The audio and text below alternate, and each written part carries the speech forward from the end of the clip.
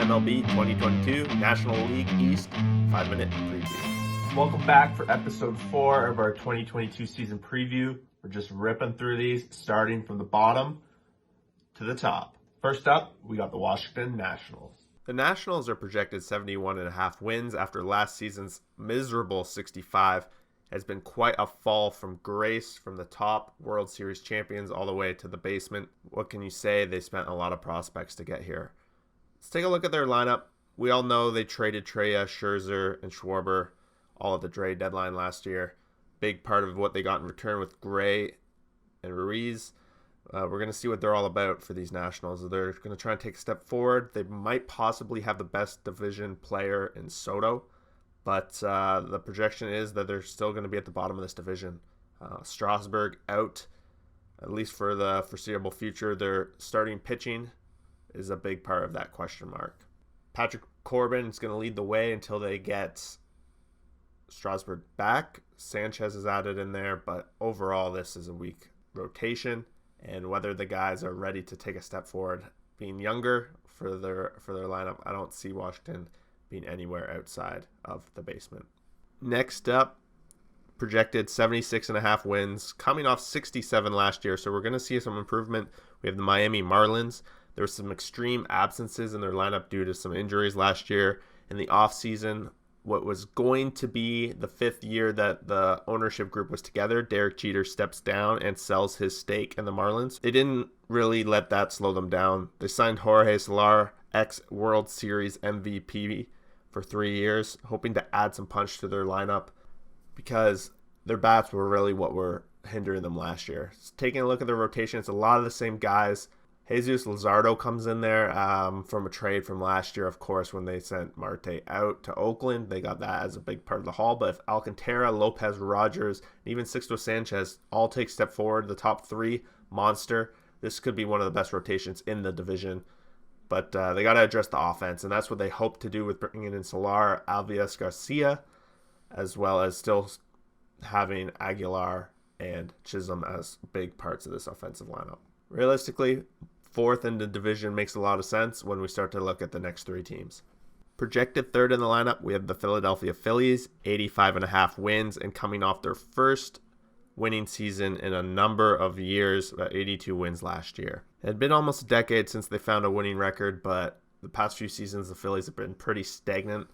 One game below 500, equally 500, and now this season they really are looking for that big breakout season, and this could very well be it.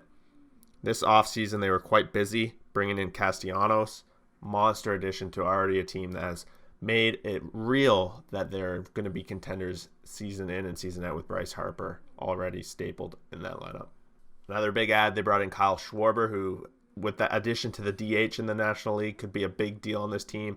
The big story right now in spring training for the Phillies was Bryson Stott competing for possibly the shortstop position, but looks like Gregorius is going to get that.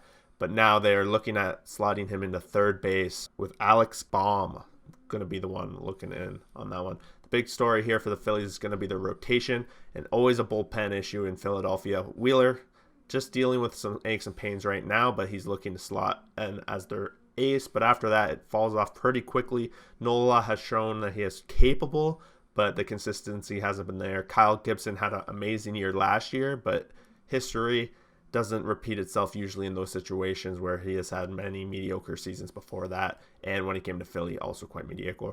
This is the season for the Phillies to show that they're back. They want to be playoffs. It's playoff or bust for them. Anything less than that is a major disappointment for this ball club. Next up, we have the New York Mets. 90.5 wins projected, 77 last year. So again, expecting a big step forward, and rightfully so. This team's season last year was pretty disastrous.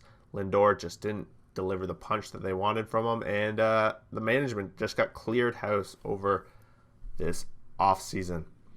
Buck Showalter is going to be coming in for the Mets with a couple new additions to get to play with in his lineup. Starling Marte, another big add for the Mets this offseason.